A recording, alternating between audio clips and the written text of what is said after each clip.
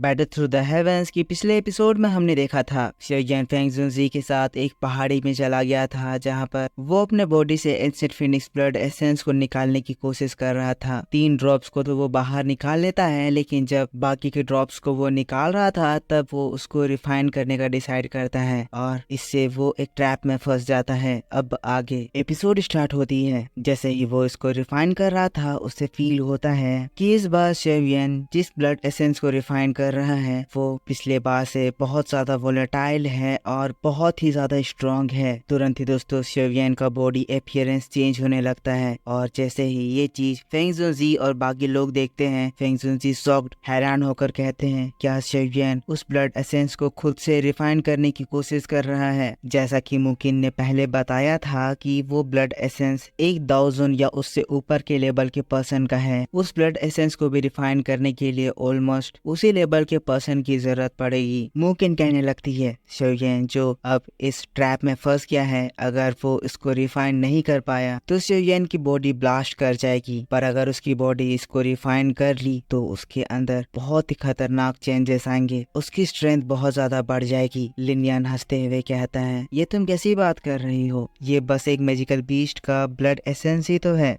और एक blood essence शिवयन को मार सकता है। ये बात थोड़ी बचकानी नहीं लग रही है। वैसे भी ये सिचुएशन तो देखो, हमारे साथ अभी द मोस्ट पावरफुल 1000 फेंग जुनजी हैं, वो शिवयन को जरूर बचा लेंगे। कोई ना कोई तरीका तो होगा जिससे शिवयन को बचाया जा सकेगा। मुकिन तब कहती है शिवयन को बचाने का सिर्फ एक ही रास्ता है, अगर उसकी बॉडी से हम लोग फोर्सफुली ब्लड एसेंस को बाहर निकाल दे, पर यह प्रोसेस बहुत ज्यादा रिस्की है। अगर हम बाहर से एक्सटर्नल फोर्स लगाकर उसके ब्लड एसेंस को निकालेंगे तो इससे शिवयन को बहुत ही सीरियस इंजरीज हो सकती है, जिससे वो कभी भी रिकवर नहीं कर पाएगा। फेंग जुनजी कहते हैं अगर ऐसी बात है तो हमें शिवयन के लिए वेट करना चाहिए। मुझे विश्वास है शिवयन जरूर ही खुद से उसको रिफाइन कर सकेगा, हमें बस थोड़ा देर वेट करना है और लास्ट तक देखना है। जिसके बाद मुकिन से कहता है मुकिन मैं चाहता हूँ कि तुम इस माउंटेन के बाहर चली जाओ, यहाँ इस जगह को प्रोटेक्ट करो ताकि कोई भी इस प्रोसेस के दौरान यहाँ पर डिस्टरबेंस ना क्रिएट करे। मुकिन और लिनियन फिर दोनों ही उस जगह से बाहर निकल आते हैं। मुकिन उस जगह पे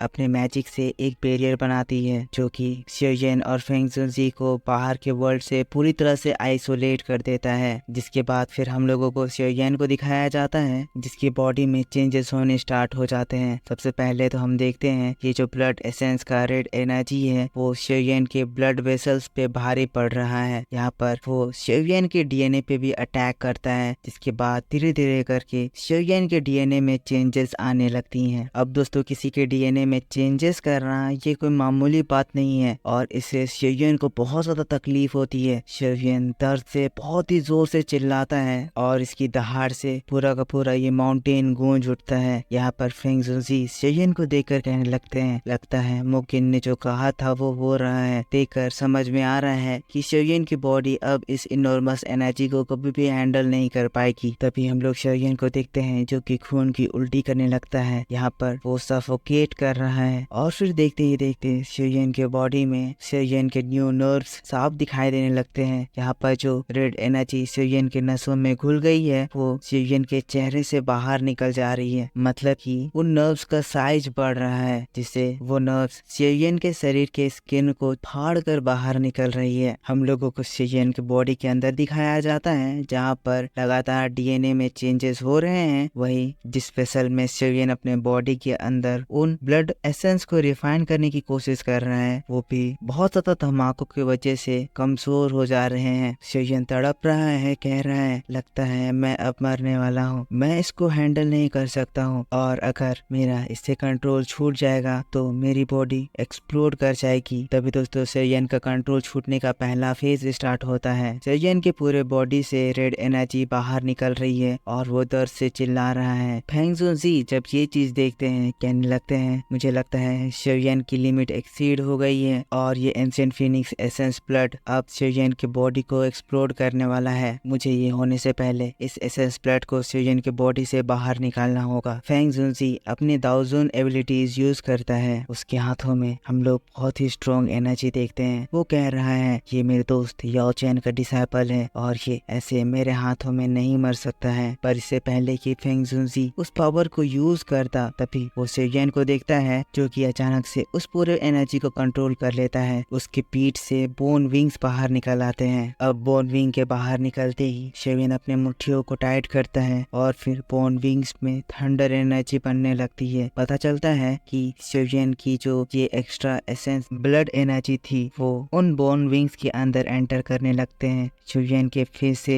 नर्व्स के जो बड़े बड़े मार्क्स थे वो भी गायब होने लगते हैं। शेरियन की बॉडी अब इस एसेंस ब्लड की एनर्जी को संभालने लगती है। थोड़ी देर के लिए सन्नाटा हो जाता है। हम देखते हैं बोन विंग का साइज बढ़ने लगता है, पर उसी के तुरंत बाद ही अचानक से शेरियन बहुत ही जोर से चिल्लाता है। रेड एनर्जी शेरियन के शरीर से होते हुए ऊपर जो मुकिन ने वो बैरियर बनाया था उसको तोड़कर पार कर देता है। शेरियन इस वक्त अनजाने में Phoenix cry and dragon roar attack कर रहा था। शेरियन दर्द से तड़प रहा है, पर ये एनर्जी की इफेक्ट से दोस्तों ऊपर में मुकिन और लिन यान दूर उड़ जाते हैं। थोड़ी देर में हम देखते हैं शेरियन की बॉडी शांत हो जाती है। शेरियन बड़ा खुश हो जाता है, कहता है अच्छा हुआ मैंने ये बोन विंग्स पहले रिफाइन कर लिए थे। अगर ये आज मेरे पास नहीं होती तो मैं कभी भी इस एनर्जी को संभाल नहीं पाता। अब यहाँ पर माहौल शांत हो जाता है तो फेंग जुनजी भी अपने एनर्जी को सप्रेस कर लेता है। शेरियन की ओर मुस्कुराते हुए देखता है, कहता है एंशिएंट फीनिक्स ट्राइब का ब्लड एसेंस याचेन तुम्हारा डिसाइपल सच में बहुत ही ज्यादा दमदार है। अगर मैं और तुम साथ भी होते तब हम भी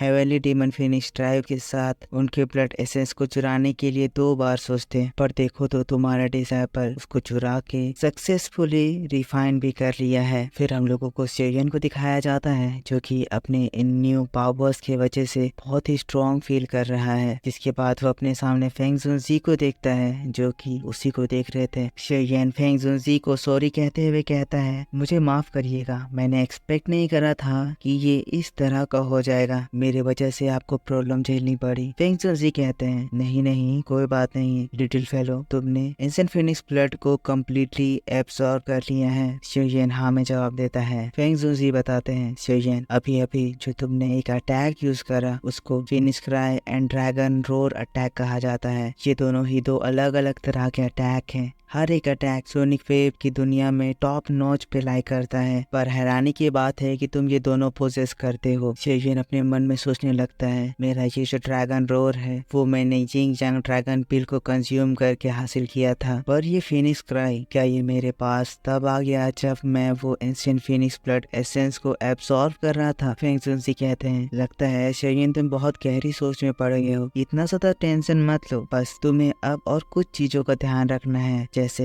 तुम्हारी ये heavenly demon Phoenix wings. Sherian कोशिश करना तुम इन विंग्स को कम ही यूज करो। एक यही तरीका है जिसे वो हेवन डीमन फीनिक्स ट्राइब ये जान सकती है कि तुमने उन लोगों के एक मेंबर के बिलोंगिंग्स को चुराया है, और अगर उन लोगों को ये बात पता चल गई तो तुम इस वजह से बहुत बड़ी प्रॉब्लम में फंस सकते हो। शेरियन बड़ा खुश हो गया है, कहता है मास्टर मैंने ये नहीं सोचा था कि मेरी ये बोन विंग्स वो ब्लड एसेंस को एब्सॉर्ब कर लेंगे, और मैं देख सकता हूँ कि ये बोन विंग्स उस ब्लड एसेंस को एब्सॉर्ब करने के बाद बहुत ज्यादा स्ट्रॉन्ग हो गए हैं। मैं इनकी पावर फील कर सकता हूँ। जिसके बाद शेरियन उन विंग्स को एक बार झटकता है और फिर दोनों ही तरफ से एक बहुत ही स्ट्रॉन्ग अटैक आता है। ये एक सोनिक अटैक था जो कि उसके दोनों साइड के पहाड़ों को तोड़ देता है। जिसके बाद शेरियन अपने बोन विंग्स को रख लेता है। वैसे ही लिन यान और मुकिन उन लोगों के पास आ जाते हैं। मुकिन बड़ी सरप्राइज्ड है, शेरियन से कहती है शेरियन मुझे विश्वास नहीं हो रहा है कि तुमने सच में एंशिएंट फीनिक्स ब्लड एसेंस को एब्सॉर्ब कर लिया। लिन यान शेरियन के पास आता है, कहता है बेवकूफ तुम ये इतनी डेंजरस चीजें क्यों करते हो, तुम्हारे लिए मैं कितना ज्यादा वरीड हो गया था। ये लोग कह रहे थे कि अगर तुम इसको रिफाइन नहीं कर पाओगे तो तुम्हारी बॉडी ब्लास्ट कर जाएगी। ये कहते हुए लिन यान शेरियन को एक पंच मारता है। पर दोस्तों यहाँ कुछ अलग चीज होता है।